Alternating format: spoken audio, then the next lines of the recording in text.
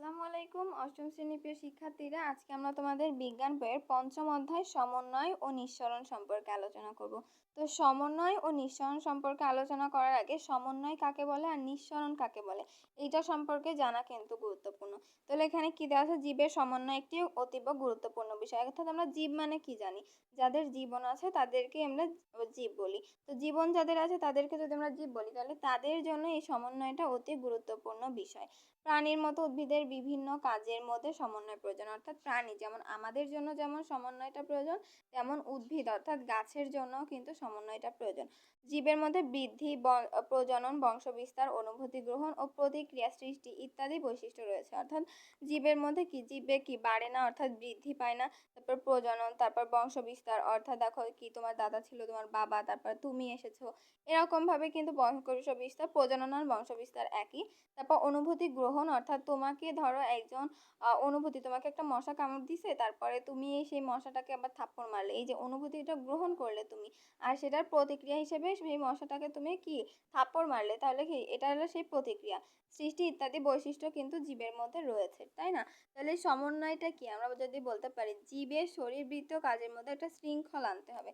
অর্থাৎ যদি আমরা একটা কারখানার কথা চিন্তা করি, যে দেখো যারা ধরো একটা কাপড় সেলাই করে আবার কাপড় কাটে, এরকম আছে না? তো কাপড় কাটে, যে যারা কাপড় কাটে আর কাপড় সেলাই করে, তাহলে এদের মধ্যে একটা সমন্বয় প্রয়োজন না? যে এক প্রথমে এ করবে তারপর ও করবে, এরকম করে একটা সমন্বয় প্রয়োজন। এই সমন্বয়ের মতো, আর সেটা উদ্ভিদের দেহ, সে কিন্তু এই সমন্বয়টা প্রয়োজন এভাবে। তো আমরা যদি আরো পড়ি তাহলে কিন্তু বুঝতে পারবো নিচের দিকে। উদ্ভিদের এই কাজগুলো করার জন্য হরমোনের গুরুত্ব অপরিসীম। অর্থাৎ এই যে কাজগুলো বলা হলো তার জন্য কি করা হয়? হরমোনের গুরুত্ব অপরিসীম। এই ক্ষেত্রে প্রাণীর মতো উদ্ভিদের আলাদা কোনো তন্ত্র থাকে না। অর্থাৎ দেখো প্রাণীদের কিন্তু এই তন্ত্রটা থাকে, কিন্তু কি এই যে আমাদের যে উদ্ভিদগুলো যেমন গাছের কিন্তু এই তন্ত্রগুলো থাকে না, তারা এই হরমোনের মধ্যে কিন্তু করে। অর্থাৎ নিম্ন শ্রেণী ব্যতীত উচ্চ শ্রেণী প্রাণীদের, অর্থাৎ নিম্ন শ্রেণী বাদে উচ্চ শ্রেণী প্রাণীর কিন্তু বিভিন্ন দেহে জৈবিক কার্যাবলী যদি সম্পাদনের জন্য নির্দিষ্ট তন্ত্র থাকে। অর্থাৎ জৈবিক যে কি বলবো, যে আমাদের যে শরীরের ভিতরে কত কাজ হচ্ছে না, যে শ্বাস গ্রহণ করছি তারপর শ্বাস ছেড়ে দিচ্ছি, এই যে জৈবিক কাজগুলো, এর জন্য কিন্তু বিভিন্ন তন্ত্র থাকে, আর সেটাও নিম্ন শ্রেণী অর্থাৎ উদ্ভিদের ক্ষেত্রে থাকে না। দেহের বিভিন্ন অঙ্গের মধ্যে সংযোগ এর সাধন এবং এদের কাজের মধ্যে সমন্বয় সাধন করে উদ্দীপনায় সাড়া দিয়ে পরিবেশের সাথে সম্পর্ক রক্ষা করে স্নায়ুতন্ত্র। অর্থাৎ দেখো সমন্বয় সাধন বলতে কিন্তু আমরা নিচে নিচে আরো জানবো। তাহলে এখানে কি উদ্দীপনা, একটা উদ্দীপনায় যে সাড়া দেওয়া, অর্থাৎ মশাটা কামড় দিল, উদ্দীপনায় তুমি কি সাড়া দিবা না, যে সেই মশাটাকে থাপ্পড় মারবা, সেই সাড়া দিয়ে পরিবেশের সাথে সম্পর্ক রক্ষা করা, পরিবেশের সাথে এটা তুমি সম্পর্ক রক্ষা করলে সেটা কি করে? স্নায়ুতন্ত্রের কাজ। তারপরে কি আছে এখানে? কি আছে? পাঠ 1 থেকে 3 উদ্ভিদের সমন্বয়। এবার আমরা কি উদ্ভিদের সমন্বয় দেখব, প্রাণীর সমন্বয় আমরা পরে দেখব, এবং উদ্ভিদের সমন্বয় দিয়ে এরা শুরু করেছে। প্রতিটি উদ্ভিদ দেহে বিভিন্ন শরীরবৃত্তীয় কার্যক্রম নিয়ম শৃঙ্খলার মাধ্যমে ঘটে। অর্থাৎ বিভিন্ন শরীরবৃত্তীয় কার্যক্রম কি করে? নিয়ম শৃঙ্খলার মাধ্যমে কি ঘটে থাকে। এ কারণে সমন্বয় উদ্ভিদের একটি অপরিহার্য কার্যক্রম। এর সমন্বয় না থাকলে উদ্ভিদের দেহে বিশৃঙ্খলা দেখা দেবে।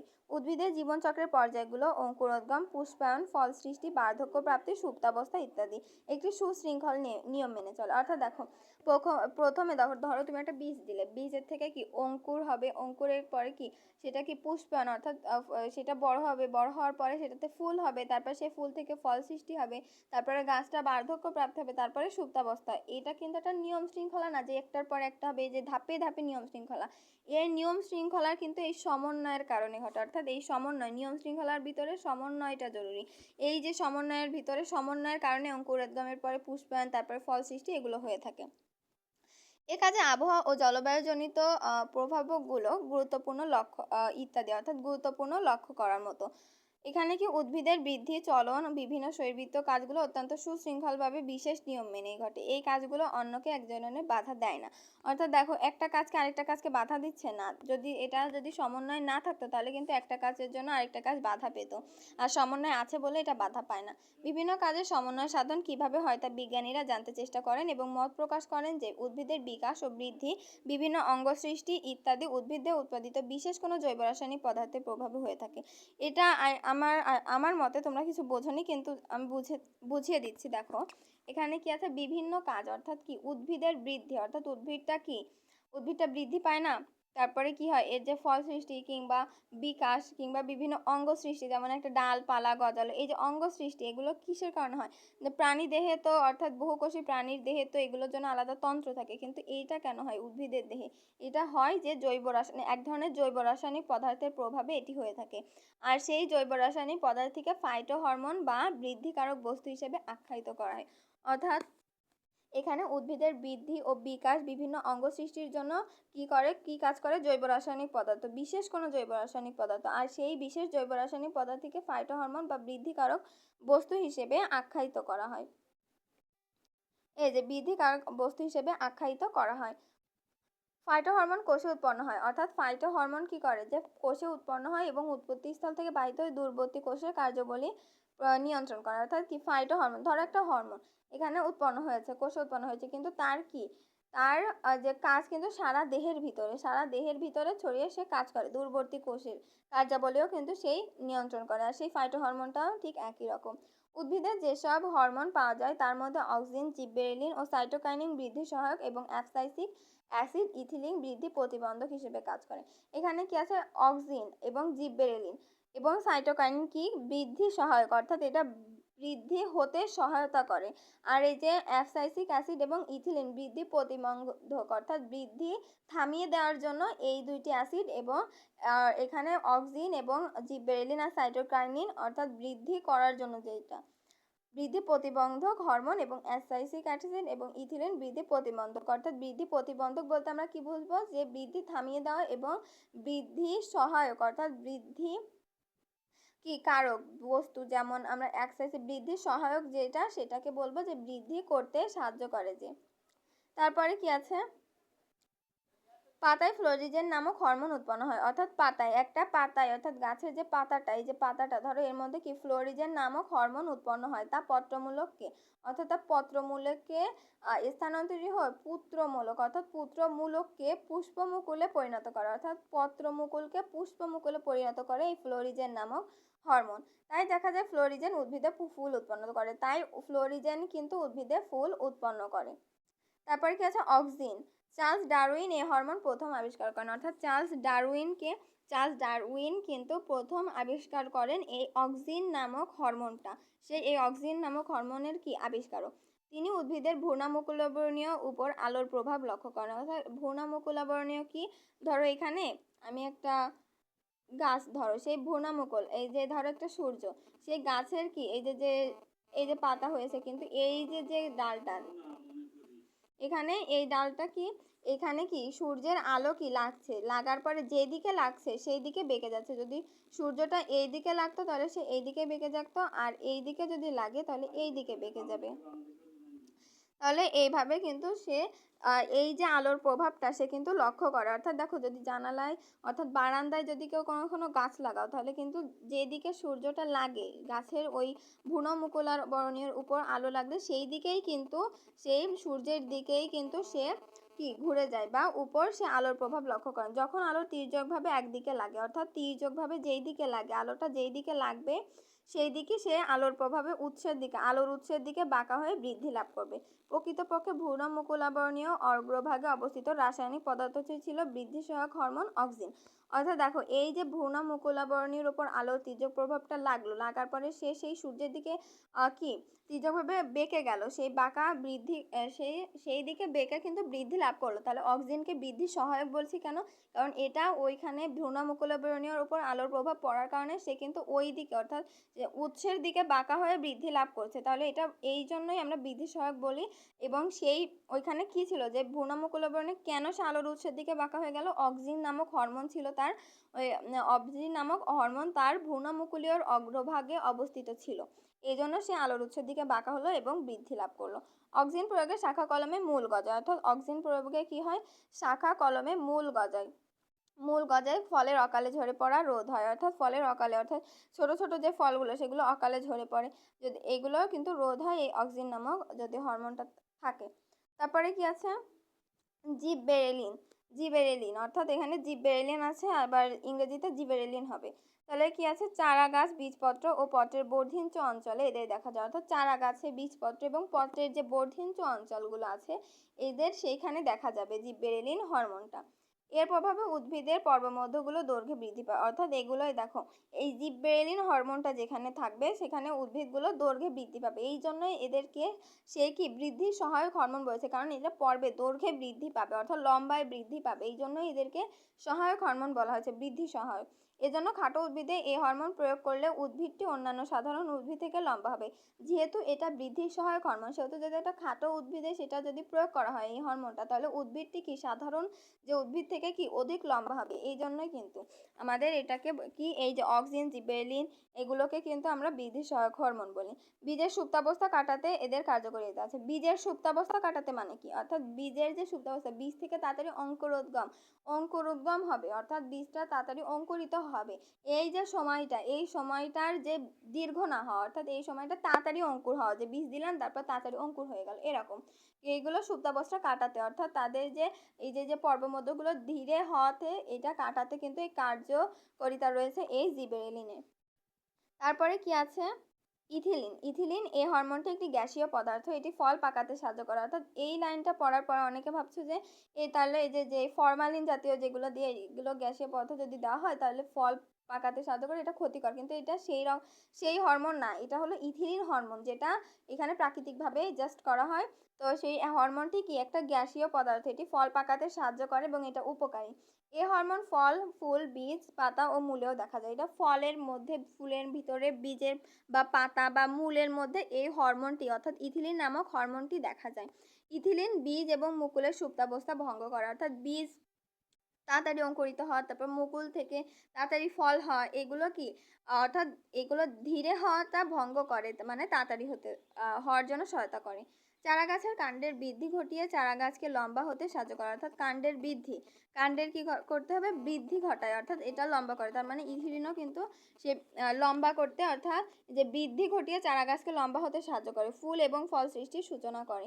ইথিলিন পাতা, ফুল এবং ফলের ঝরে পড়া ত্বরান্বিত করে, অর্থাৎ ইথিলিন কি করে, পাতা যে মানে কোনো কারণ ছাড়াই দেখো পাতা কিন্তু শুকিয়ে হলুদ হয়ে পড়ে যায়, ফুলও শুকিয়ে পড়ে যায়, ফলের ঝরে পড়া, এগুলো কিন্তু মানে ত্বরান্বিত করে এই ইথিলিন।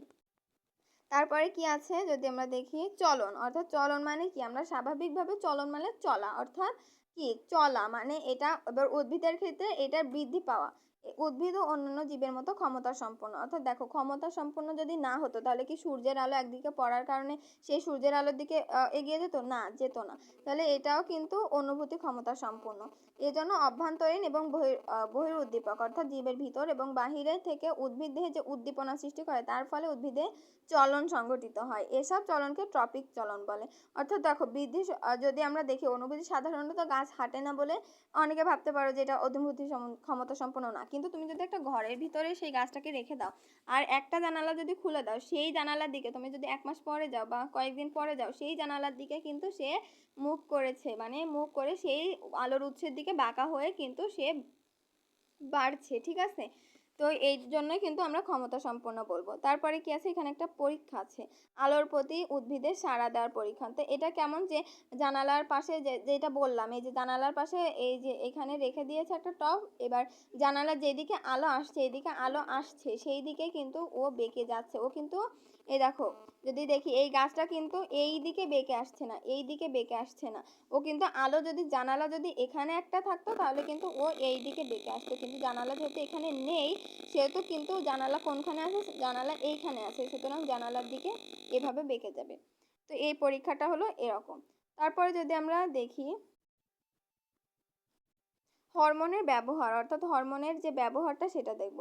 অক্সিন এবং অন্যান্য কৃত্রিম হরমোন শাখা কলমে মূল উৎপাদনে সাহায্য করে, অর্থাৎ শাখা কলমে কি করে, মূল উৎপাদনে, মূল যে গাছ থেকে মূল উৎপাদনে সাহায্য করে। ইন্ডোল অ্যাসিটিক অ্যাসিড এক ধরনের অক্সিন, অর্থাৎ ইন্ডোল অ্যাসিটিক অ্যাসিড এটা একটা অ্যাসিড, এটা অক্সিনের অন্তর্ভুক্ত। এই যে অ্যাসিডটা ক্ষত স্থান পূরণ, অর্থাৎ তোমাদের যদি কোনো জায়গায় কেটে যায় তাহলে সেটা ক্ষত স্থান কি করবে, মাংস দিয়ে পূরণের জন্য সাহায্য করবে। অক্সিন প্রয়োগে ফলের মোচন বিলম্বিত হয়। বিভিন্ন উদ্দীপক যেমন আলো, পানি, অভিকর্ষ ইত্যাদি উদ্ভিদে বৃদ্ধিকে প্রভাবিত করে, ঠিক আছে। তারপরে কি আছে, স্নায়ুতন্ত্র। স্নায়ুতন্ত্র নিয়ে কিন্তু পার্ট 4 এবং 5-এ আছে। তো স্নায়ুতন্ত্র কিন্তু অনেক গুরুত্বপূর্ণ একটা টপিক। তো চলো আমরা বুঝি এখানে কি আছে। তোমরা ষষ্ঠ শ্রেণীতে শ্রেণীবিন্যাস থেকে এককোষী ও বহুকোষী জীবের বৈশিষ্ট্য জেনেছো, অর্থাৎ এককোষী জীব এবং বহুকোষী জীব। এককোষী জীব মানে কি, সহজ ভাষায় যাদের একটা কোষ দ্বারা যারা গঠিত তাদেরকে এককোষী, আর যারা বহু কোষ দ্বারা গঠিত তাদের এক দুই বা ততোধিক কোষ দ্বারা গঠিত তাদেরকে আমরা বহুকোষী জীবের জীব জানি। তো এগুলোই তাদের মূল মূল বৈশিষ্ট্য। তাহলে বহুকোষী জীবের দেহে টিস্যু, অঙ্গ, তন্ত্র ইত্যাদি বিভিন্ন গঠন পরিলক্ষিত করা যায়, অর্থাৎ বিভিন্ন কাজের জন্য বিভিন্ন তন্ত্র থাকে, টিস্যু, অঙ্গ, তন্ত্র ইত্যাদি থাকে। বিভিন্ন অঙ্গ প্রত্যঙ্গে ছড়িয়ে আছে অগণিত কোষের বিচিত্র কর্মকাণ্ড। এই কর্মকাণ্ডের সাথে যোগসূত্র রচনা করে পরিবেশের সাথে সম্পর্ক রাখার জন্য জীবদেহে দ্রুত যোগাযোগ অর্থাৎ রক্ষা করা হয়। যেমন কারো দুঃখে তোমার কান্না পায়, কারো খুশিতে তুমি খুশি হও, পরীক্ষায় ভালো ফল করলে তোমরা আনন্দ পাও। এই কাজগুলো ঘটে উদ্দীপকের কার্যকারিতার ফলে। দেহের বিভিন্ন অংশের উদ্দীপনা করা, দেহের বিভিন্ন অঙ্গের সমন্বয় সাধন করা ও পরিবেশের সাথে সম্পর্ক মানে রক্ষা করা প্রধান কাজ, স্নায়ুতন্ত্রের প্রধান কাজ। তো এটাও আমার মনে হয় তোমরা কেউ বোঝনি। তো চলো আমরা বুঝি যে কি। দেখো, সাপোজ তুমি তোমার দেহের যে কর্মকাণ্ডগুলো যে যোগসূত্র রচনা করে, এটা কিন্তু স্নায়ুতন্ত্রের কাজ। কেমন ভাবে যোগসূত্র রচনা করে পরিবেশের সাথে, পরিবেশের সাথে কেমন, দেখো কারো যদি দুঃখ পায় তাহলে তোমারও দুঃখ লাগবে। কেউ যদি আবার কি তার যদি খুশি হয়, তুমি যদি পরীক্ষায় ভালো রেজাল্ট করো স্বাভাবিকভাবে তোমার কিন্তু আনন্দ হবে, তাই না? তাহলে সেই পরীক্ষায় ভালো রেজাল্ট করলে কিন্তু তোমরা আনন্দ পাবে। তো এই যে পরিবেশের সাথে একটা সম্পর্ক রক্ষা করা, অর্থাৎ তোমার একটা স্বাভাবিক ক্রিয়া, যে এইটাকে তুমি আনন্দ পেলে, এই যে কাজগুলো ঘটে উদ্দীপকের কার্যকারিতা, অর্থাৎ দেহের উদ্দীপনা বহন করে তোমার কি স্নায়ুতন্ত্রের গেল, তারপরে কি সেটা দেহের বিভিন্ন অঙ্গের কাজের সমন্বয় সাধন করবে এবং পরিবেশের সাথে কি সম্পর্ক রক্ষা করলো না, যে তুমি পরীক্ষায় ভালো ফল করে তুমি আনন্দ পেলে, এটা একটা পরিবেশের সাথে সম্পর্ক রক্ষা করলো। এটাই হলো মূলত স্নায়ুতন্ত্রের প্রধান কাজ। তারপরে কি আছে, প্রাণীদেহের যে তন্ত্র, প্রাণীদেহের যে তন্ত্র, অর্থাৎ প্রাণীদেহে যে তন্ত্রটা আছে, যেই তন্ত্রটা দেহের বিভিন্ন অঙ্গের সংযোগ রক্ষা করবে, অর্থাৎ যে তন্ত্র বিভিন্ন অঙ্গের সংযোগ রক্ষা করবে, বিভিন্ন জৈবিক কার্যাবলী সমন্বয় সাধন করবে, উদ্দীপনায় সাড়া দেবে, অর্থাৎ একজন দুঃখ পেলে তুমিও দুঃখ পাবে, এই যে উদ্দীপনায় যে সাড়াটা দিলে সেই সৃষ্টি করার মাধ্যমে পরিবেশের সাথে সম্পর্ক রক্ষা করে, এবং এইটার করার মাধ্যমে পরিবেশের স্বাভাবিক যে সম্পর্ক রক্ষা যে করলো তাকেই কিন্তু আমরা স্নায়ুতন্ত্র বলে, তাকেই কিন্তু স্নায়ুতন্ত্র বলে। তাহলে স্নায়ুতন্ত্রের যদি বৈশিষ্ট্য যদি কাকে বলে তেমন একটা আসে না, কিন্তু আমরা একটু ধারণা নেওয়ার জন্য কি বলবো, যে প্রাণীদেহের যে তন্ত্র দেহের বিভিন্ন অঙ্গের, অর্থাৎ বিভিন্ন অঙ্গের কি সমন্বয় সাধন করবে এবং বিভিন্ন জৈবিক কার্যাবলী করবে, তারপর উদ্দীপনায় সাড়া দিয়ে উপযুক্ত প্রতিবেদন তৈরি করে পরিবেশের সাথে সম্পর্ক রক্ষা করবে, তাকেই স্নায়ুতন্ত্র বলে। স্নায়ুতন্ত্রের প্রধান অংশ হলো মস্তিষ্ক, অর্থাৎ স্নায়ুতন্ত্রের প্রধান অংশ কি মস্তিষ্ক, অর্থাৎ হিউম্যান ব্রেন। মস্তিষ্ক কি, মস্তিষ্ক কিন্তু আমাদের যে মস্তিষ্ক যে স্নায়ুতন্ত্র, তোমার এটা কি তোমার যে আজ্ঞাবাহী স্নায়ুতন্ত্র, যে তুমি যে তোমার পরীক্ষায় ভালো ফল করলে আনন্দ পাচ্ছ, এই স্নায়ুতন্ত্র কি করবে, স্নায়ুতন্ত্র কি মস্তিষ্কের দ্বারা, যে তুমি ভালো ফল করেছো তাহলে মস্তিষ্ক তোমাকে কি সংকেত দেবে, যে তুমি আনন্দ পাবে, তাই না? এই স্নায়ুতন্ত্রের প্রধান অংশ, এই জন্য মস্তিষ্ক। উন্নত মস্তিষ্কের কারণে মানুষ সৃষ্টির সেরা জীব হিসেবে পরিগণিত হয়, অর্থাৎ মানুষের মস্তিষ্ক কি উন্নত, এই উন্নত হওয়ার জন্যই তারা সৃষ্টির সেরা জীব হিসেবে পরিগণিত হচ্ছে। মস্তিষ্ক অসংখ্য বিশেষ কোষ দ্বারা গঠিত, এরা নিউরন বা স্নায়ুকোষ নামে পরিচিত। অর্থাৎ মস্তিষ্ক কি বিশেষ কোষ দ্বারা গঠিত, অর্থাৎ মস্তিষ্কের ভিতর কিন্তু স্বাভাবিক কোষ না, এটা বিশেষ কোষ দ্বারা গঠিত, এবং এই কোষগুলোকে কি বলে, নিউরন বা স্নায়ুকোষ নামে পরিচিত এরা। তারপর এবার স্নায়ুকোষ এবং নিউরন নিয়ে আলোচনা করা হয়েছে। স্নায়ুতন্ত্রের গাঠনিক ও কার্যকরী এককে স্নায়ুকোষ বা নিউরন বলে, অর্থাৎ স্নায়ুতন্ত্রের যে গাঠনিক অর্থাৎ গঠনগত এবং কার্যকরী যে এককটা তাকেই কিন্তু স্নায়ুকোষ বা নিউরন বলে। নিউরন মানবদেহের দীর্ঘতম কোষ, অর্থাৎ মানবদেহের দীর্ঘতম কোষ কোনটি, নিউরন। নিউরনের আবার দুটি অংশ আছে, যথা কোষদেহ এবং প্রলম্বিত অংশ। এখানে একটা ছবি আছে, যদি ছবিটা দেখি আমরা, এই যে নিউরন, এটা হলো একটা নিউরন, মুছে নি দাঁড়াও এখান থেকে, এই যে এটা হলো কি নিউরন। এই নিউরনের ভিতরে কি দুইটা অংশ আছে, কোষদেহ এবং প্রলম্বিত অংশ। কোষদেহ কোনটা, এটা হলো কোষদেহ, আর এটা হলো সেই প্রলম্বিত অংশ, তাই না? তো এটা কি প্রলম্বিত অংশ না, এখানে এই যে কোষদেহ আছে এবং প্রলম্বিত অংশ কোনটা বলা হয়েছে, যে প্রলম্বিত অংশ, কোষদেহ থেকে উৎপন্ন যে শাখা প্রশাখা তাকেই কিন্তু প্রলম্বিত অংশ বলবে। ঠিক আছে, এখানে দেখো কোষদেহ হলো এটা, এবং এই যে শাখা প্রশাখাগুলো বেরিয়েছে প্রলম্বিত অংশ, এটা হলো প্রলম্বিত অংশ, এবং এটা হলো একজন, এটা হলো কি একজন, সেই একজন সুতার মতো লম্বা সুতার মতো অংশ এটা। তো একটা কোষ দেহ, তাহলে এখানে কি আছে, কোষ দেহ নিউরনের প্রধান অংশ। কোষ দেহ কি, নিউরনের প্রধান অংশ কোষ দেহ।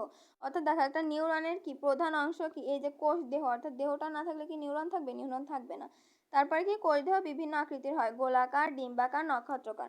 অর্থাৎ গোলাকারও হবে, তারপরে ডিম্বাকারও হবে, তারপরে নক্ষত্রকার হবে। এটা নক্ষত্রকার বা ডিম্বাকার যাই বলি, এরকম ধরনের স্নায়ুতন্ত্র তো 3 প্রকার হয়ে থাকে এগুলো।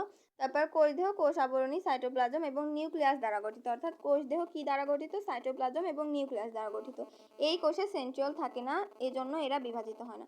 অর্থাৎ দেখো, তাহলে এই কোষে কি থাকে না, সেন্ট্রিওল থাকে না, এই জন্য এরা বিভাজিত হয় না। তাহলে যদি আমাদের আসে যে নিউরন কেন বিভাজিত হয় না, তাহলে কি, এখানে এই কোষে সেন্ট্রিওল থাকে না, এই জন্যই কিন্তু এরা বিভাজিত হয় না।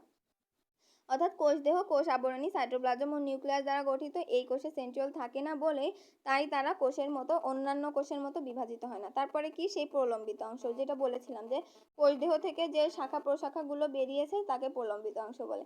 তাহলে কোষ দেহ থেকে উৎপন্ন শাখা প্রশাখাকে প্রলম্বিত অংশ বলে। প্রলম্বিত অংশ 2 প্রকার হয়ে থাকে, যথা অ্যাক্সন এবং ডেনড্রন। অ্যাক্সন এবং ডেনড্রন কি, কোষ দেহ থেকে উৎপন্ন লম্বা সুতার মতো অংশকে অ্যাক্সন বলে। এই যে সেই অ্যাক্সন।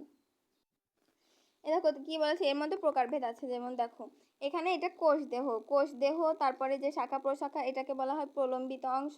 তারপরে কোষ দেহ থেকে যে লম্বা সুতার মতো অংশ বেরিয়ে গিয়েছে সেটা হলো কি, সেটা হলো অ্যাক্সন। এবং যেটা বলা হচ্ছে, এবং কি ডেনড্রন, কি বলা হচ্ছে, ডেনড্রন কোষ দেহের চারদিক থেকে উৎপন্ন। অর্থাৎ দেখো, কোষ দেহের যে চারদিক থেকে উৎপন্ন যে শাখা প্রশাখাগুলো আসে, কোষ দেহ কোনটা, কোষ দেহ হলো এইটা, তারপর চারদিক থেকে এই যে এইটা কোষ দেহ, তারপরে চারদিক থেকে উৎপন্ন যে চারদিক থেকে, অর্থাৎ কি বলা আছে যে এটা ধরো তোমার সেই প্রলম্বিত অংশ, মানে শাখা প্রশাখা, কোষ দেহ এটা আর প্রলম্বিত অংশ। এবারে সেই প্রলম্বিত অংশ থেকে যেটা বেরিয়েছে উপশাখা, শাখা উপশাখা, সেটাই হলো ডেনড্রন। এবং ডেনড্রন, ওই ডেনড্রন থেকে আবার সৃষ্ট যেটা সেটা হলো ডেনড্রাইট। তো ডেনড্রন থেকে সৃষ্ট যে শাখাগুলো, অর্থাৎ এইটা হলো ডেনড্রন, আবার সেই ডেনড্রন থেকে যদি আরেকটা শাখা বেরোয় সেটাকে বলা হয় ডেনড্রাইট। এদের দ্বারা স্নায়ুতরণা নিউরনের দেহের দিকে কি করে, এদের কারণে নিউরনের কি করে, স্নায়ুতরণা পরিবাহিত হয়। একটি স্নায়ুকোষ, এটা দেখো, এটা এই চিত্রের মাধ্যমে বোঝায়। এদের মাধ্যমে কি হয়, দেখো একটা অ্যাক্সন, এটা হলো একটা অ্যাক্সন, আর এটা হলো সেই ডেনড্রাইট। এদের দুই মিলনের স্থানকে বলা হয় সিনাপস, অর্থাৎ সিনাপস। আর এই যে এইটা যে যে স্নায়ুতরণা এর মধ্যে দিয়ে যে যাবে, যাওয়ার পরে কি করবে, স্নায়ুতরণা কি এর ভিতর দিয়ে কি প্রবাহিত হবে। একটি স্নায়ুকোষের একজন অন্য একটি স্নায়ুকোষের ডেনড্রাইটের সাথে মিলিত হওয়ার স্থানকে সিনাপস বলে। অর্থাৎ একটি স্নায়ুকোষের একজন, এটা কি একটা একজন না, মানে লম্বা সুতার মতো, যে কোষ দেহ থেকে, এটা মুছে নি দাঁড়াও, এখানে কি আছে, কোষ দেহ, এটা হলো কোষ দেহ থেকে উৎপন্ন লম্বা সুতা, এটা হলো সেই লম্বা সুতার মতো অংশকে একজন বলে। এবং দেখো এই সেই লম্বা সুতা আর কোষ দেহ, কোষ দেহ থেকে যেটা বেরোছে সেটা হলো কি যে কি বলে প্রলম্বিত অংশ, আর প্রলম্বিত অংশ থেকে যেটা বেরোছে সেটা হলো ডেনড্রন, আর ডেনড্রন থেকে যেটা বেরোছে সেটা হলো ডেনড্রাইট। সেই ডেনড্রাইটের সাথে মিলিত হওয়ার স্থানকে কি বলা হয়, সিনাপস বলে। তারপরে কি আছে যদি আমরা দেখি, সিনাপসের মাধ্যমেই স্নায়ুতরণা এক স্নায়ুকোষ থেকে অন্য স্নায়ুকোষে প্রবাহিত হয়। উদ্দীপনা বহন করা, প্রাণীদেহের ভিতরে বাইরে পরিবেশের সংযোগ রক্ষা করা, প্রাণীদেহের বিভিন্ন অঙ্গের মধ্যে সমন্বয় সাধন করা, মস্তিষ্কে স্মৃতি ধারণ করা, চিন্তা করা ও বিভিন্ন কাজের নির্দেশ দেওয়া, পরিচালনা করা নিউরনের কাজ। নিউরন উদ্দীপনা বহন প্রক্রিয়া নিচের চিত্র দেখানো হলো। অর্থাৎ নিউরনের কি কাজ, নিউরনের এই যে সমন্বয় সাধন করাটাই তার কাজ। এই যে দেখো একটা আজ্ঞাবাহী স্নায়ু, দেখো আমি ধরো একটা জিনিস দেখছি, দেখার পরে সেটা এই যে কি করে দেওয়া, প্রলম্বিত অংশ অ্যাক্সন, ডেনড্রন ইত্যাদি পার করে আসলো, আসার পরে কি সেই যে স্নায়ুতন্ত্র থেকে আবার যে কি আজ্ঞাবাহী স্নায়ুতন্ত্র উদ্দীপনা পরিবহন করে আমার এই নাক, চোখ, কান, জিহ্বা, ত্বক এখানে কিন্তু পৌঁছে দিচ্ছে। এই জন্যই আমি কিন্তু এই দেখো, এখান থেকে আমরা বুঝতে পারি কি, যে দেখো এখানে চোখ, কান, নাক যা দেখেছি, একটা জিনিস ধরো আমি দেখেছি, আর সেই দেখার পরে সেই একজন, তারপরে কোষ দেহ, একজন কোষ দেহ, তারপরে আমাদের কেন্দ্রীয় স্নায়ুতন্ত্রে এসে পৌঁছেছে, এবং কেন্দ্রীয় স্নায়ুতন্ত্র থেকে অর্থাৎ হিউম্যান ব্রেন থেকে আমাদের যে সংকেতটা, এইভাবে সংকেতটা এসে আমাদের চোখ, কান, জিহ্বা, ত্বক ইত্যাদিতে প্রেরণ করেছে এবং আমরা সেটা দেখতে পেয়েছি। তারপরে কি, এখানে আছে স্নায়ুতন্ত্রকে 3টি ভাগে ভাগ করা হয়, যথা কেন্দ্রীয় স্নায়ুতন্ত্র, প্রান্তীয় স্নায়ুতন্ত্র এবং স্বয়ংক্রিয় স্নায়ুতন্ত্র। এই যে স্নায়ুতন্ত্রকে 3 ভাগে ভাগ করা হয় সেটা এখানে বলা হয়েছে। তারপরে কি আছে, এখানে আছে পার্ট 6 ও 7 মস্তিষ্ক। কেন্দ্রীয় স্নায়ুতন্ত্রের অংশ হলো মস্তিষ্ক বা মেরুরজ্জু। অর্থাৎ কেন্দ্রীয় যে স্নায়ুতন্ত্র আছে, এই যে স্নায়ুতন্ত্রের ভাগে যে কেন্দ্রীয় স্নায়ুতন্ত্র, এর প্রধানই অংশ হলো মস্তিষ্ক বা হিউম্যান ব্রেন বা মেরুরজ্জু। তারপরে কি আছে, মস্তিষ্ক হলো সমগ্র স্নায়ুতন্ত্রের চালক। অর্থাৎ মস্তিষ্ক কি সমগ্র স্নায়ুতন্ত্রের চালক। অর্থাৎ দেখো, আমাদের ব্রেন যদি কাজ না করে তাহলে কিন্তু আমরা কিছুই পারবো না, তাই না? যদি ব্রেন না কাজ করে তাহলে কিন্তু স্নায়ুতন্ত্রের চালকই কিন্তু এই ব্রেন, কারণ আমরা ব্রেনের মাধ্যমে সবকিছু করি। মানুষের মস্তিষ্ক করটির মধ্যে সুরক্ষিত। অর্থাৎ মানুষের কি মস্তিষ্ক কিসের মধ্যে সুরক্ষিত? করটির মধ্যে। মস্তিষ্ক মেনেঞ্জেস নামক পর্দা দ্বারা আবৃত। মস্তিষ্ক কোন পর্দা দ্বারা আবৃত? মেনেঞ্জেস। অর্থাৎ এখানে প্রশ্ন আসতে পারে মানুষের মস্তিষ্ক কিসের মধ্যে সুরক্ষিত থাকে? করটির মধ্যে লিখে দেবো। তারপরে মস্তিষ্ক কি নামক পর্দা দ্বারা আবৃত? মেনেঞ্জেস। মানুষের মস্তিষ্কের প্রধান অংশ তিনটি। অর্থাৎ মানুষের মস্তিষ্কের ভিতরে আবার তিনটি অংশ আছে। সে অংশ গুরু মস্তিষ্ক, মধ্য মস্তিষ্ক, পশ্চাৎ বা লঘু মস্তিষ্ক। গুরু মস্তিষ্ক মানে কি? যে গুরু অর্থাৎ যে হেড, তাকেই আমরা গুরু মস্তিষ্ক বলবো। তারপর এখানে কি আছে? অগ্র বা গুরু মস্তিষ্ক। অগ্রও বলা যায়, গুরু মস্তিষ্কও বলা যায়, যে কোনো একটা বলা যায়। মানুষের মস্তিষ্ক অর্থাৎ মস্তিষ্কের প্রধান অংশ হলো গুরু মস্তিষ্ক, মানে প্রধান মস্তিষ্কের আবার প্রধান অংশ হলো গুরু মস্তিষ্ক, অর্থাৎ যে গুরু, প্রধান, হেড। এটা ডান ও বাম খণ্ডে বিভক্ত, অর্থাৎ এক পা ডান ও বাম খণ্ডে বিভক্ত এটা, ঠিক আছে? তারপরে কি আছে? এদের ডান ও বাম সেরিব্রাল হেমিস্ফিয়ার বলে। অর্থাৎ ডান এবং বামকে কি বলে? সেরিব্রাল হেমিস্ফিয়ার বলে হয়। তারপরে কি আছে? মানব মস্তিষ্কের সেরিব্রাল হেমিস্ফিয়ার অধিকতর উন্নত ও সুগঠিত। এই যে বললাম যে মানুষের হিউম্যান ব্রেনটা সুগঠিত, অর্থাৎ একটা যদি সুপার কম্পিউটারের থেকে অনেক মানে 10 গুণ বেশি শক্তিশালী আমাদের ব্রেন, কিন্তু আমরা এটা কাজে লাগাই না, কারণ আমাদের সুপার কম্পিউটার থেকে, বুঝতে পারছো, একটা কম্পিউটার যা পারে, মানে সুপার কম্পিউটার যেটা বিলিয়ন বিলিয়ন মার্কিন ডলারে কেনা হয়, তারপরে কি সেটা তার থেকে শক্তিশালী আমাদের হিউম্যান ব্রেন। তারপরে কি আছে? এই দুই খণ্ড ঘনিষ্ঠভাবে স্নায়ুতন্তু দ্বারা গঠিত। অর্থাৎ এই যে ডান ও বাম দুইটা অংশ, এটা কি করা হয়? স্নায়ুতন্তু দ্বারা কি সংযুক্ত। এর উপরিভাগ ঢেউতলা ও ধূসর বর্ণের, মানে উপরিভাগ ঢেউতলা ও ধূসর বর্ণের হয়। দেখতে ধূসর বর্ণের হয়, একে ধূসর পদার্থ বা গ্রে ম্যাটার বলে। অর্থাৎ ধূসর বর্ণ হয়, অর্থাৎ ধূসর পদার্থের মতো দেখতে হয়, একে ধূসর পদার্থ বা গ্রে ম্যাটার বলে।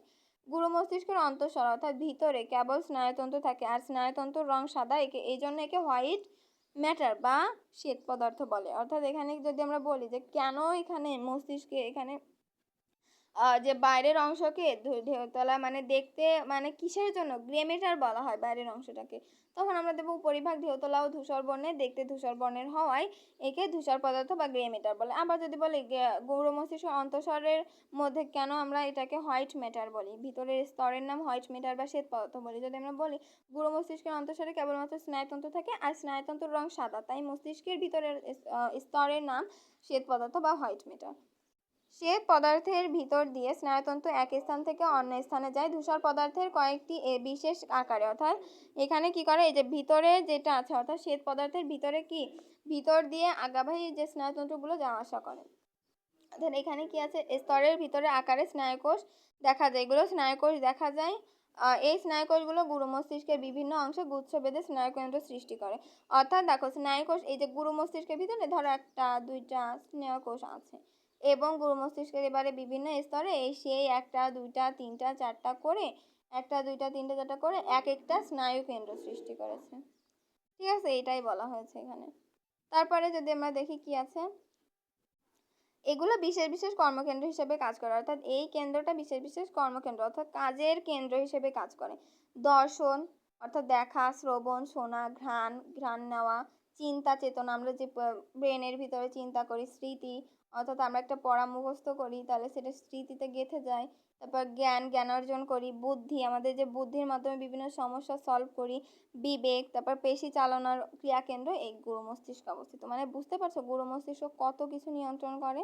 তো এই গুরু মস্তিষ্ককে এই জন্য হেড বলা হয়। ঠিক আছে, সেরিব্রামের নিচের অংশ হলো থ্যালামাস ও হাইপোথ্যালামাস। যেহেতু দুইটা অংশ মিলে কিন্তু সেরিব্রাল হেমিস্ফিয়ার, তাহলে শুধু সেরিব্রামের অংশ কি? থ্যালামাস ও হাইপোথ্যালামাস। এগুলো ধূসর পদার্থের পুঞ্জ। ক্রোধ, লজ্জা অর্থাৎ ক্রোধ, রাগ, লজ্জা অর্থাৎ লজ্জা পাওয়া, গরম লাগা, শীত অর্থাৎ ঠান্ডা লাগা, নিদ্রা, ঘুম, তাপ সংরক্ষণ অর্থাৎ যে রোদে গেলে যে তাপটা শরীরে সংরক্ষণ হয়, তারপর চলন অর্থাৎ হাঁটা চলা, এই অংশের কাজ এই হাইপোথ্যালামাস এবং থ্যালামাস। তারপরে কি আছে সেই মধ্য মস্তিষ্ক, অর্থাৎ দেখো যে সেই যে কয় ভাগে ভাগ করেছিলাম, গুরু মস্তিষ্ক, মধ্য মস্তিষ্ক, পশ্চাৎ বা লঘু মস্তিষ্ক। তাহলে গুরু মস্তিষ্কের পর্ব শেষ, এবার আমরা মধ্য মস্তিষ্কে আসবো। মধ্য মস্তিষ্কে কি আছে, গুরু মস্তিষ্ক ও পনস, অর্থাৎ গুরু মস্তিষ্ক, এখানে দেখো একটা হিউম্যান ব্রেন আঁকা। তাহলে গুরু মস্তিষ্ক কোনটা, এইটা। মধ্য মস্তিষ্ক এইটা। তারপরে কি, আর পনস হলো এইটা। তাহলে গুরু মস্তিষ্ক এবং মধ্য মস্তিষ্ক কিন্তু এটা। তার মানে এখানে কি বলা হয়েছে যদি আমরা দেখি, এখানে যদি আমরা দিতে চাই অর্থাৎ সংজ্ঞাটা দিতে চাই কি, গুরু মস্তিষ্ক আর পনস, এই যে এটা হলো পনস আর এটা হলো গুরু মস্তিষ্ক, এর কি মাঝখানেই কিন্তু এই যে মধ্য মস্তিষ্কটা অবস্থিত, তাই না? এই জন্য দিয়েছে গুরু মস্তিষ্ক ও পনস, এর মাঝখানে মধ্য মস্তিষ্ক কি অবস্থিত। মধ্য মস্তিষ্ক দৃষ্টিশক্তি, শ্রবণ শক্তির সাথে সম্পর্কযুক্ত, অর্থাৎ মধ্য মস্তিষ্ক কি দৃষ্টিশক্তি, আমরা দেখি, শ্রবণ শক্তি কানে শুনি, এগুলো কি মধ্য মস্তিষ্কের কাজ। পশ্চাৎ বা লঘু মস্তিষ্ক, লঘু মস্তিষ্ক গুরু মস্তিষ্কের নিচে, অর্থাৎ গুরু মস্তিষ্কের নিচে কি থাকে, লঘু মস্তিষ্ক থাকে বা পশ্চাতে অবস্থিত। এটা গুরু মস্তিষ্কের চেয়ে আকারে ছোট, অর্থাৎ গুরু মস্তিষ্কের চেয়ে আকারে ছোট এই লঘু মস্তিষ্ক। দেহের ভারসাম্য রক্ষা করা, অর্থাৎ আমাদের যে দেহের ভারসাম্য কি রক্ষা করা, মানে আমরা যে হাঁটাচলা করছি আমাদের দেহের যে ভারসাম্যটা এটা রক্ষা করছে। আর পশ্চাৎ বা লঘু মস্তিষ্কের প্রধান কাজ, এর প্রধান কাজ কি, দেহের ভারসাম্য রক্ষা করা। তারপরে কি, এছাড়া লঘু মস্তিষ্কের কথা বলা ও চলাফেরা নিয়ন্ত্রণ করা, অর্থাৎ আমরা যে কথা বলছি, অর্থাৎ আমি যে ভিডিওটা বানাচ্ছি, অর্থাৎ সেই যে কথাটা বলছি এটা, এবং আমি যে চলাফেরা করব, সেগুলো কিসের কাজ, এই লঘু মস্তিষ্ক বা পশ্চাৎ, এগুলোর কাজ কিন্তু এটা। তারপরে কি আছে, এবার এই লঘু মস্তিষ্ককে তিনটে অংশে ভাগ করা যায়, মানে বুঝছো কতটা অংশে ভাগ করা যায়। সেরিবেলাম, পনসের বিপরীত দিকে অবস্থিত খণ্ডাংশটি হলো সেরিবেলাম। পনসের বিপরীত দিক কোনটা, পনস, এই যে ধরো এটা হলো পনস তার বিপরীত দিকে যেটা সেটাই হলো সেরিবেলাম। এই যে দাঁড়াও মুছে নিয়ে এটা, এই যে পনসটা তার বিপরীত দিকে কি, এই যে সেরিবেলাম, এই যে বেলাম অবস্থিত, পনস এটা, আর তার বিপরীত দিকে সেরিবেলাম অবস্থিত। এটা অনেকটা ঝুলন্ত অবস্থায় থাকে, সেরিবেলার ডান ও বাম দুই অংশে বিভক্ত, অর্থাৎ এটা তো এরকম এরকম এরকম এরকম একটাই, তো এই যে ডান বাম অংশে বিভক্ত। পনস লঘু মস্তিষ্কের সামনে ও নিচে অবস্থিত। পনস কি, লঘু মস্তিষ্ক যেটা তার সামনে এবং নিচে অবস্থিত। একে মস্তিষ্কের যোজক বলা হয়। মস্তিষ্কের যোজক মানে কি, যুক্ত করে, যেটা মস্তিষ্কের সাথে যুক্ত করে। এটা গুরু মস্তিষ্ক, লঘু মস্তিষ্ক ও মধ্য মস্তিষ্কে সুষমা কাণ্ডের সাথে সংযোজিত করে। সুষমা কাণ্ড কোনটা, এইটা, এটার সাথে কি যুক্ত করে, মধ্য মস্তিষ্ক, গুরু মস্তিষ্ক এবং কি সেই লঘু মস্তিষ্ক, অর্থাৎ তিনটা মস্তিষ্কের সাথে কিন্তু এটা যুক্ত করে এই পনসের জন্য এটাকে যোজক বলা হয়, মস্তিষ্কের যোজক, অর্থাৎ যুক্ত করে তিনটাকে। তারপরে মেডুলা বা সুষমা শীর্ষক, এটা মস্তিষ্কের নিচের অংশ, এটা কি মস্তিষ্কের নিচের অংশ। সুষমা শীর্ষক পনসের নিম্নভাগ থেকে মেরুরজ্জুর উপরিভাগ পর্যন্ত বিস্তৃত, অর্থাৎ এটা মস্তিষ্কে মেরুরজ্জুর সাথে সংযোজিত, এর জন্য সুষমা শীর্ষকে মস্তিষ্কের বোটা বলা হয়। অর্থাৎ কিসের জন্য বোটা বলা হয়, মস্তিষ্কের মেরুরজ্জুর সাথে সংযোজিত, এই জন্য এটাকে সুষমা শীর্ষকে অর্থাৎ বোটা বলা হয়। মস্তিষ্কের এ অংশ হৃদস্পন্দন, খাদ্য গ্রহণ ও শোষণ ইত্যাদি কাজ করে, অর্থাৎ আমরা যে খাদ্যটা গ্রহণ করি, তারপর হৃদস্পন্দন, অর্থাৎ দেখো আমাদের ধরো হৃদস্পন্দন হঠাৎ বেড়ে বা কমে যাবা, এরকম হৃদস্পন্দন, শোষণ অর্থাৎ শ্বাস নেওয়া, এগুলো কিসের কাজ, মেডুলা বা সুষমা শীর্ষকের কাজ। তারপরে কি আছে, মেরুরজ্জু, সেই মেরুরজ্জু যে প্রধান অংশ কি, মস্তিষ্ক এবং মেরুরজ্জু, তাহলে মেরুদণ্ডের ভিতরে যেটা থাকে সেই মস্তিষ্ক এবং মেরুরজ্জু। এবার মস্তিষ্ক নিয়ে আলোচনা শেষ করে আমরা মেরুরজ্জুতে এসেছি। তো কি আছে এখানে, মেরুদণ্ডের মধ্যে মেরুরজ্জু সংরক্ষিত, অর্থাৎ এই দেখো মেরুদণ্ড, এর ভিতরে একটা আছে সেটা হলো মেরুরজ্জু। মেরুরজ্জু ধূসর পদার্থ থাকে ভিতরে এবং শ্বেত পদার্থ থাকে বাইরে, অর্থাৎ দেখো ধূসর পদার্থ থাকে, যে কি থাকে এখানে, ধূসর পদার্থ ভিতরে থাকে এবং শ্বেত পদার্থ অর্থাৎ সাদাটা বাইরে থাকে। এটা মস্তিষ্কের উল্টা, মস্তিষ্কে কি করে, সাদাটা ভিতরে থাকে আর ধূসরটা বাইরে থাকে, আর এখানে ধূসরটা ভিতরে থাকে আর শ্বেত পদার্থটা বাইরে থাকে, এই যে মস্তিষ্কের উল্টা। মেরুরজ্জুর শ্বেত পদার্থের ভিতর দিয়ে আগাবে, অর্থাৎ মেরুরজ্জুর যে শ্বেত পদার্থ কি থাকে, বাইরে থাকে না, বাইরের যে শ্বেত পদার্থর ভিতর দিয়ে কি করে, আজ্ঞাবাহী, অর্থাৎ আজ্ঞাবাহী, যেটা আজ্ঞাবাহী এবং অনুভূতিবাহী স্নায়ুতন্ত্র যাতায়াত করে। এবার কি আছে, প্রতিবর্ত ক্রিয়া বা চক্র। তোমার হাতে মশা বসলে তুমি কি করবে, অর্থাৎ আমার হাতে দেখো একটা মশা বসেছে, অবশ্যই মশাটাকে মারতে চেষ্টা করব, তাই না? এই যে আমার হাতে মশা বসেছে, এটা কিভাবে আমরা টের পেলাম, তুমি মশার কামড় অনুভব করেছো, অর্থাৎ আমি অনুভব করেছি, অনুভব করেছে, এই যে অনুভবী স্নায়ুতন্ত্র, আর যে আমরা তার যে একটা ক্রিয়া অর্থাৎ স্নায়ুর ক্রিয়া ও উদ্দীপনায় সাড়া দিয়ে কিন্তু মশাটাকে থাপ্পড় মেরেছি। অর্থাৎ অনুভূতিবাহী স্নায়ুতন্ত্র মেরুরজ্জুর ভিতর দিয়ে অর্থাৎ মেরুরজ্জুর শ্বেত পদার্থের ভিতর দিয়ে আমাদের ব্রেনে গিয়েছে, ব্রেনে যাওয়ার পরে আজ্ঞাবাহী কি দিয়েছে, ওটাকে থাপ্পড় মার। তাহলে সেই থাপ্পড় মারছি, তাই না? তার এই যে প্রতিবত্ত ক্রিয়া, আয়নাতে আলো ফেলার সঙ্গে সঙ্গে যেমন আলো প্রতিফলিত হয়, প্রতিবত্ত ক্রিয়াও ঠিক তেমনই কিন্তু, তাই না?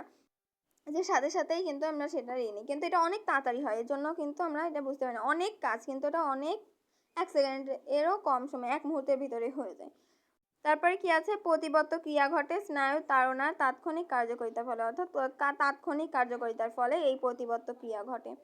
স্নায়ুতাড়না কি? অর্থাৎ স্নায়ুতাড়না তুই বলছিস, স্নায়ুতাড়না এটা কি? এটা হলো কি, এই যে স্নায়ুর ভিতর দিয়ে যে সংবাদ বা অনুভূতি, এই যে সংবাদটা গেল যে তোমার গায়ে মশা বসেছে, তুমি ওটাকে থাপ্পড় মারো, এটা তোমার গায়ে মশা বসেছে, এটা হলো অনুভূতি বা সংবাদ নিয়ে গিয়েছে যে মামার গায়ে একটা মশা বসেছে। এই যে মশা বসেছে, এই যে অনুভূতিবাহী প্রবাহিত হলো, এইটাকেই স্নায়ুতাড়না বলে।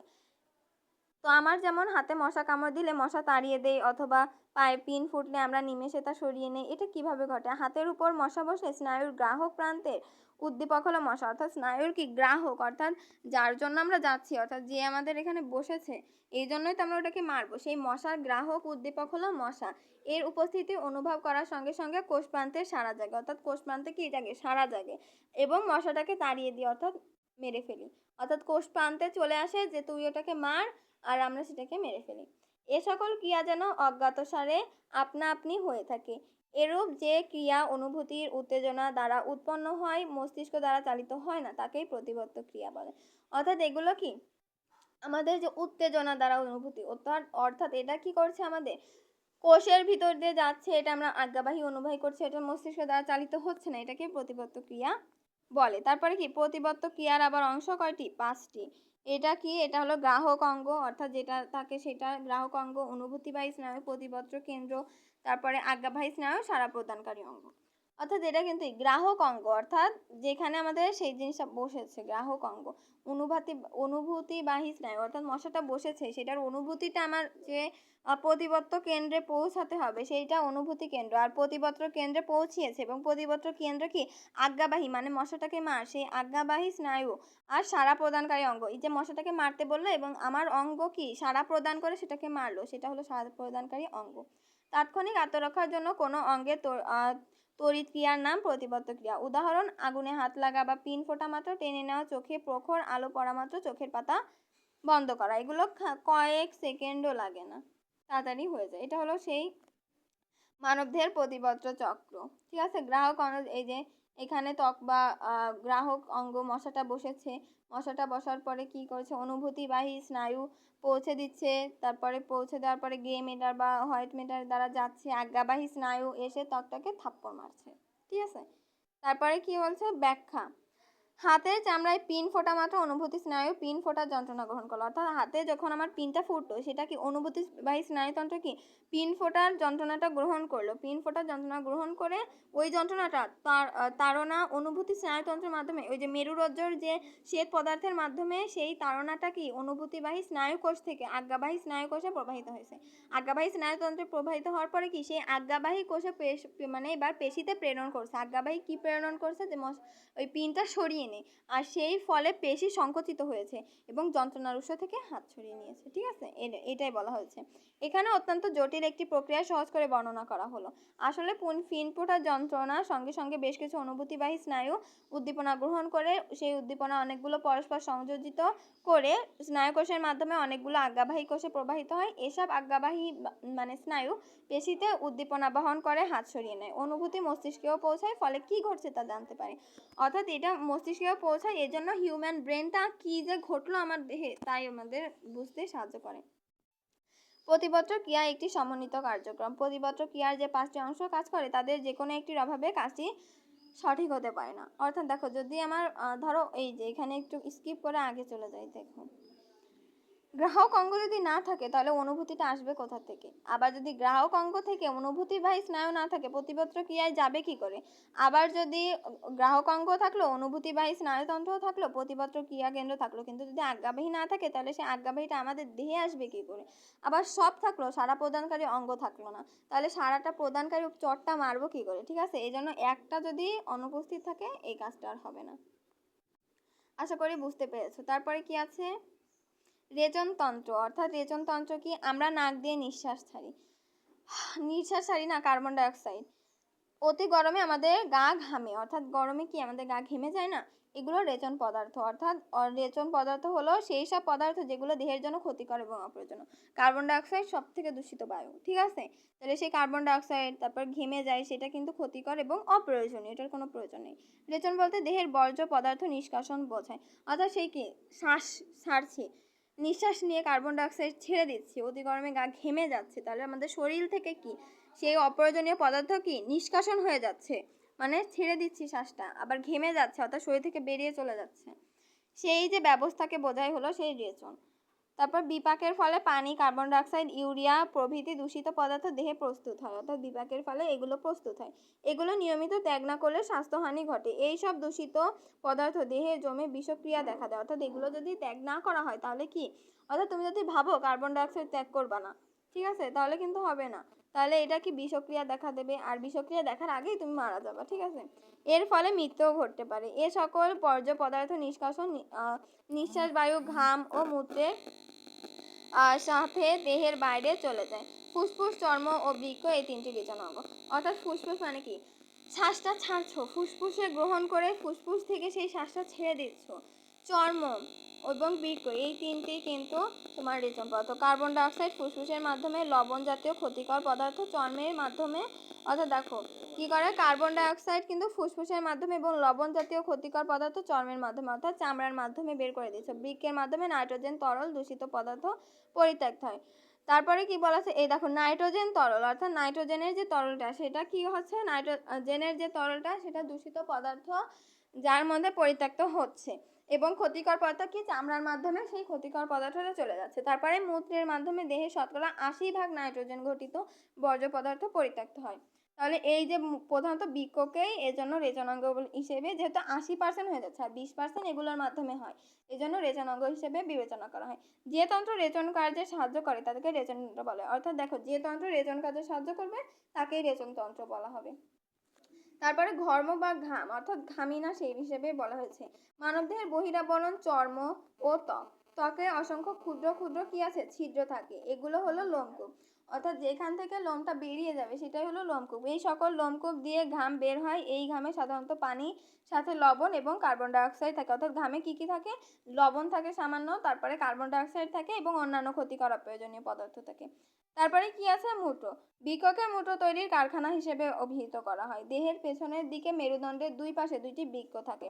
বৃক্ক ছাঁকনির মতো কাজ করে। কি বৃক্ক কি করে, ছাঁকনির মতো কাজ করে। যকৃৎ আমাদের দেহের অতিরিক্ত অ্যামাইনো অ্যাসিডকে ভেঙে, অর্থাৎ যকৃৎ কি করে, আমাদের দেহের অতিরিক্ত অ্যামাইনো অ্যাসিডকে ভেঙে ইউরিয়া, ইউরিক অ্যাসিড, অ্যামোনিয়া ইত্যাদি নাইট্রোজেন ঘটিত বর্জ্য পদার্থ তৈরি করে।